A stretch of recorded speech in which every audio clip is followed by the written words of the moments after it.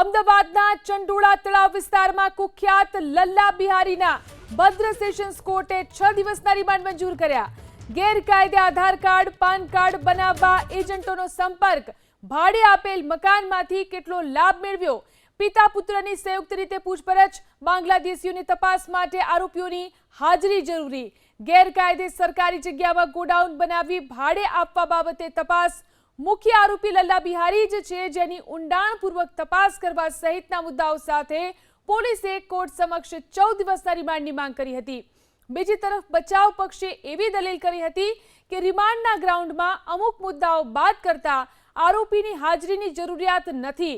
બાંગ્લાદેશીઓ police કસ્ટડીમાં હતા ત્યારે પૂછપરછ સહિત તમામ વિગતો તપાસ એજન્સી મેળવી ચૂકી છે. મીડિયા રિપોર્ટમાં લલ્લા બિહારી અંગે રોજ ખુલાસા આવે છે, તેમાં આરોપીની હાજરીની જરૂર નથી લાગતી. તમામ મુદ્દાઓને ધ્યાનમાં રાખી કોર્ટે લલ્લા બિહારીના 6 દિવસના રિમાન્ડ મંજૂર કર્યા છે. આજે લલ્લા બિહારીને ક્રાઇમ બ્રાન્ચની તપાસ એજન્સી દ્વારા કોર્ટમાં રજૂ કરવામાં આવેલો, જેમાં 14 દિવસના પોલીસ કસ્ટડી રિમાન્ડ માગવામાં આવેલા. નામદાર કોર્ટે તેના 6 દિવસના પોલીસ કસ્ટડી રિમાન્ડ આપેલા છે.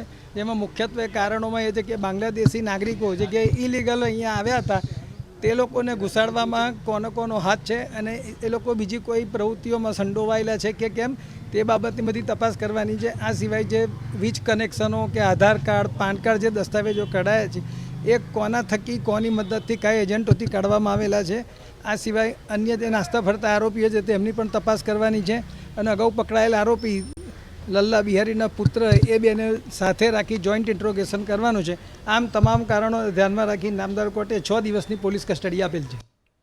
તો કોણ છે લલ્લા બિહારી અને તેની 2 નંબરની આવક શું હતી, જાણીશું અમારા સહયોગી ગીતા પાસેથી. જી ગીતા. જી ઝિલન, જે લલ્લા બિહારી ઉર્ફે લલ્લા પઠાણ, જેને કાળા કર્મોની કુંડળી એબીપી અસ્મિતા પાસે છે, આપને જણાવી દઈએ કે ટપોરી લલ્લા બિહારી જે 2 લાખમાં બાંગ્લાદેશીઓને ભારતીય નાગરિકતા તે અપાવતો હતો અને તેમની પાસેથી આ મોટી રકમ વસૂલતો હતો.